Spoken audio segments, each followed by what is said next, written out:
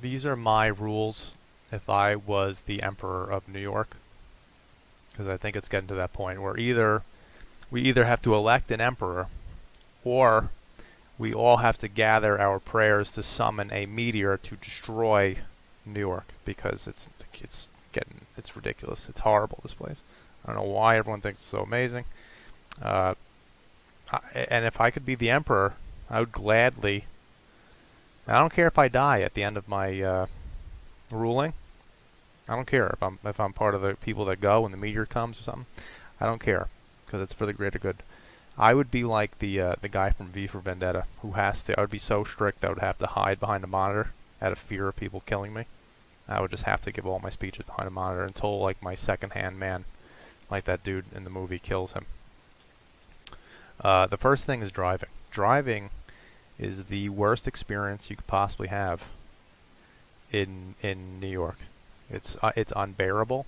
We have the same amount of roads that we had for like 50 years, but we have 10,000 jillion more people, and it's getting to be ridiculous. So the rules that I would change when driving is the first one is that you cannot drive unless you really have somewhere to go.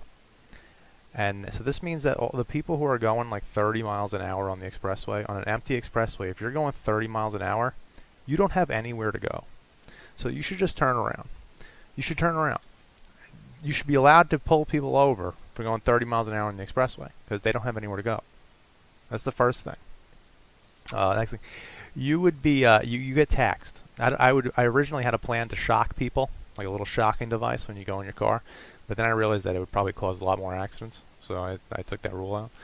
So I think you should be taxed if you slow down for blinking lights. If you slow down for blinking lights, you've been seeing blinking lights for God knows how long. You're driving, so you have to be 18 years or older. So you've been seeing blinking lights for God knows how many years, and you're still in awe of flashing lights. That's it. I would tax anyone slowing down for blinking lights, get taxed. And I don't know how to implement this. I guess there would have to be some type of device in the car. But if I'm the emperor, I could gather the smartest minds to create the device. So I would make some type of device in the car that if there is a police car or an ambulance or a fire truck that has blinking lights in that car, and your car slows down, you get taxed.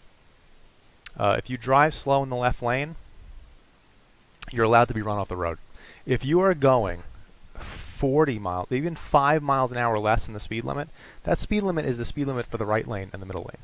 The speed limit for the left lane is 15 miles an hour over the speed limit. So if you're going slow in the left lane, you're allowed to be just run off the road. Again, yeah, if you don't know where you're going,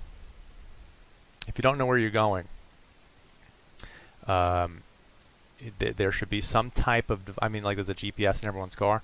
The GPS should tell you, or tell me, the emperor, because I don't care if I have too much to do. I still love doing this. I would love my job, so I would look at everyone's GPS, and I would see, or I'd hire people. I would see if you're going in circles. It's the age of GPS. You should not know where you're going. It just causes more traffic on the road. You're gone.